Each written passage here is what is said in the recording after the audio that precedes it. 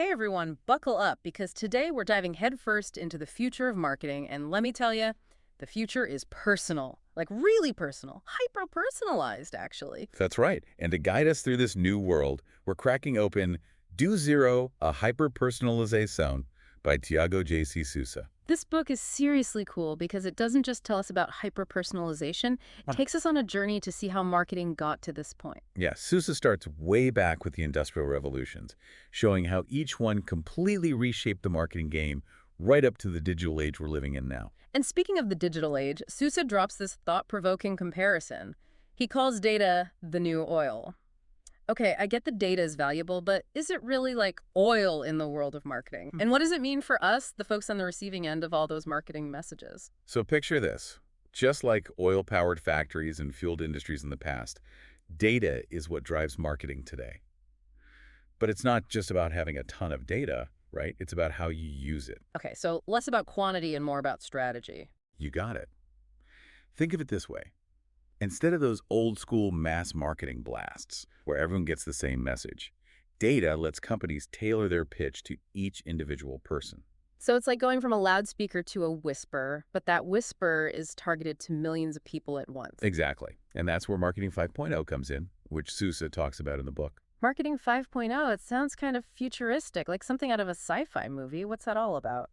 Well, in a nutshell, it's this idea that the most effective marketing now comes from this really cool partnership. Humans and machines working together. We're not talking about robots taking over marketing departments, but AI and algorithms teaming up with human marketers to create these really incredible personalized experiences. So it's less about replacing humans and more about giving them superpowers. I like it. Exactly. And this shift to Marketing 5.0 comes with a change in focus. Instead of companies only caring about growth, like how many people they can reach or how many products they can sell, they're starting to prioritize development. Development. What does that mean in the world of marketing? It means building real, genuine relationships with customers. It's about understanding their needs, their desires, and building long-term connections instead of just going for that quick sale. Okay, so less transactional, more relational, I can dig it. But how does this development actually play out in the real world? What are companies doing differently? So we're talking about building genuine relationships with customers, understanding their needs on a deeper level. But how do companies actually do that?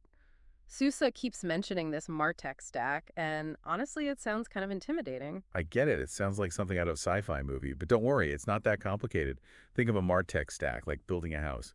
You need the right tools and materials to create something strong and functional. Okay, so if our house is this whole hyper-personalized marketing strategy, what are the essential tools in our MarTech toolbox? The book breaks it down into three core elements: customer relationship management, automation, and business intelligence. All right, let's unpack those one by one.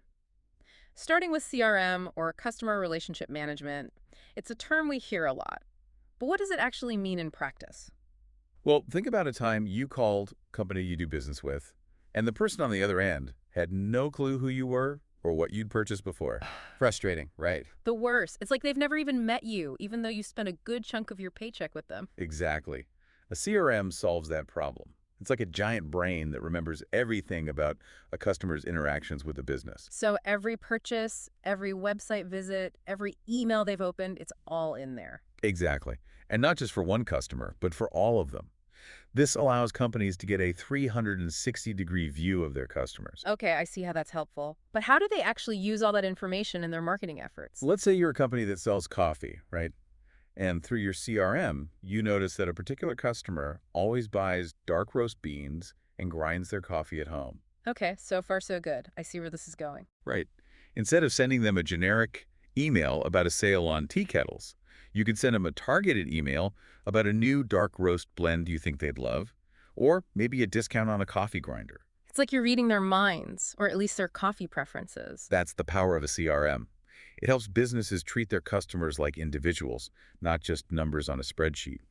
Now, the next tool in our MarTech stack is automation. Automation. I feel like everyone's talking about it these days. Is it really as transformative as they say, or is it just hype? Well, when it comes to marketing, automation is a total game changer. Think of it as having a team of tireless assistants working behind the scenes 24/7 to handle all those repetitive tasks that would take humans forever to do manually. Okay, that sounds pretty amazing. Can you give me some real-world examples of how automation is being used in marketing right now? One of the coolest applications is something called automated customer journeys, which Sousa dives into in the book.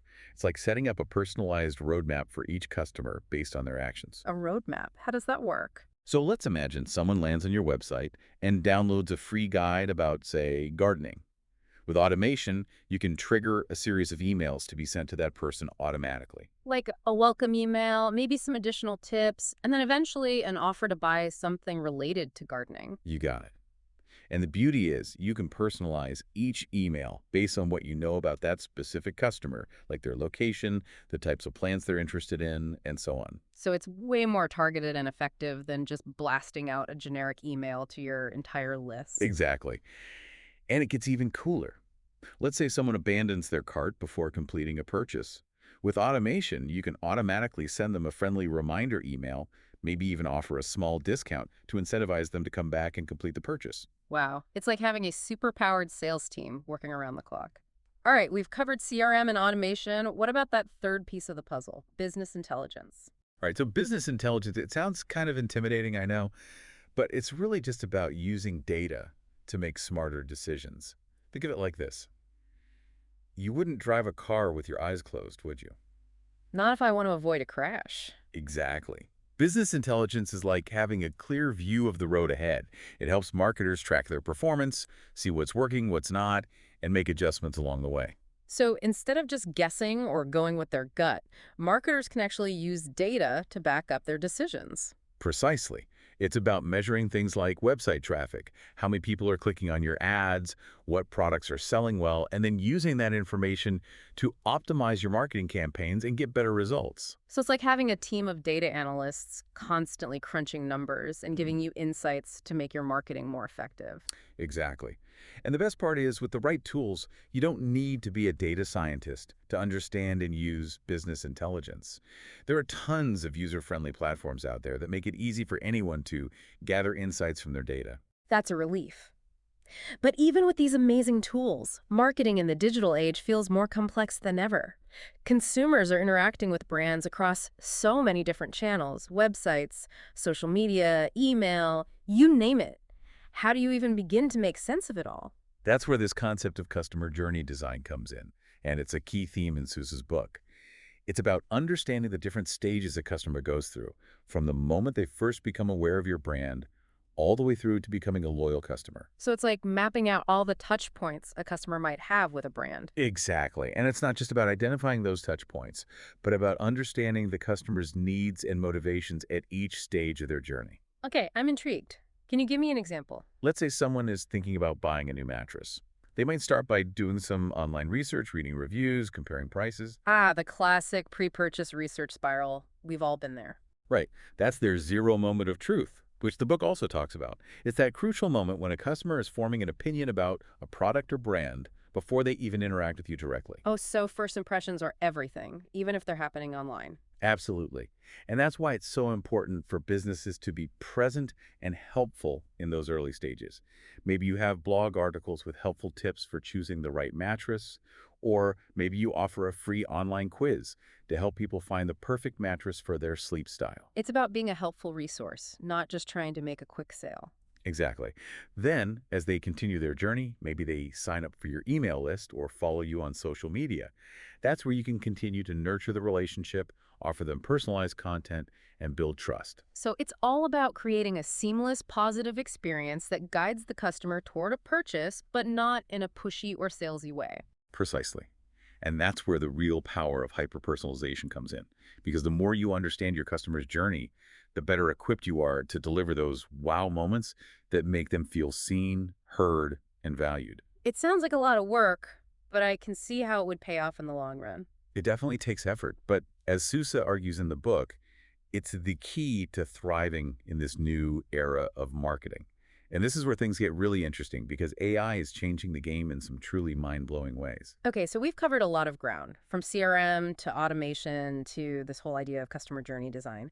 But I have to say, the thing that really gets my head spinning is the role of AI in all of this. It's like we're stepping into the realm of sci-fi, but it's actually happening right now. It really is incredible when you think about it. We're at this point where AI can personalize pretty much every aspect of the customer experience, often in ways we don't even realize. So beyond just tailoring product recommendations or sending targeted emails, what does hyper-personalization powered by AI actually look like in the real world? Give me an example. Imagine this. You're browsing an online store, right? And as you're looking at different products, the website is actually learning about your preferences in real time. It's analyzing your past purchases, what you've clicked on, even how long you spend looking at each item. Okay, so it's like having a personal shopper secretly following you around the store, but in this case, it's an algorithm. Exactly. And based on all that data, the website starts to dynamically adjust the content you see. So maybe it shows you similar products in a different color or style that it thinks you might like better. Or it might suggest complementary items to go with what you're already browsing. It's like the website is reading your mind and then showing you exactly what you want before you even know you want it. That's both impressive and a little bit creepy. It definitely blurs the lines a bit. But that's the power of AI. And it goes beyond just product recommendations. AI can even personalize your entire online experience. Okay, now you're just messing with me. How is that even possible? Let's say you're browsing a travel website.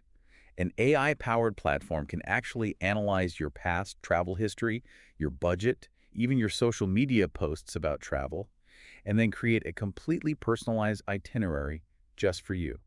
So, no more spending hours researching destinations and comparing flights and hotels. AI just does it all for you. Exactly. It's like having a personal travel agent working behind the scenes to curate the perfect trip based on your unique tastes and preferences. And this level of hyper-personalization extends to pretty much every industry you can think of. It's like the ultimate form of convenience. But let's talk about the elephant in the room, or maybe I should say the robot in the room. With AI taking over all these tasks, are human marketers destined to become obsolete? That's a question a lot of people are asking, and Sousa addresses it directly in the book. And the answer is a resounding no. Human marketers aren't going anywhere. So it's not about replacing humans, but rather augmenting their abilities. Exactly. Think of AI as a powerful tool that enhances human creativity and strategic thinking. It can handle all the data analysis, the number crunching, the repetitive tasks, freeing up marketers to focus on what they do best, connecting with customers on an emotional level. It's like giving marketers superpowers. They can use AI to understand their audience better than ever before and then craft these incredibly compelling and effective marketing campaigns. Precisely. And it's not just about being more effective, it's also about being more human. With AI taking care of the mundane, marketers can spend more time building real relationships, crafting authentic stories, and creating experiences that truly resonate with their audience. This has been an incredible journey into the world of hyper-personalized marketing. We've talked about data, AI, the power of human connection, and so much more. As we wrap up, is there one key takeaway you hope our listeners will walk away with? The biggest takeaway is that the future of marketing isn't about technology replacing human connection, but rather enhancing it. It's about using these incredible tools at our disposal to create more meaningful, more personalized, and ultimately more human experiences. I couldn't have said it better myself. A huge thank you to Tiago J.C. Sousa for guiding us through this fascinating landscape with his insightful book, Do Zero À Hiperpersonalização. And to all of you listening, thanks for joining us on this deep dive into the future of marketing. Until next time.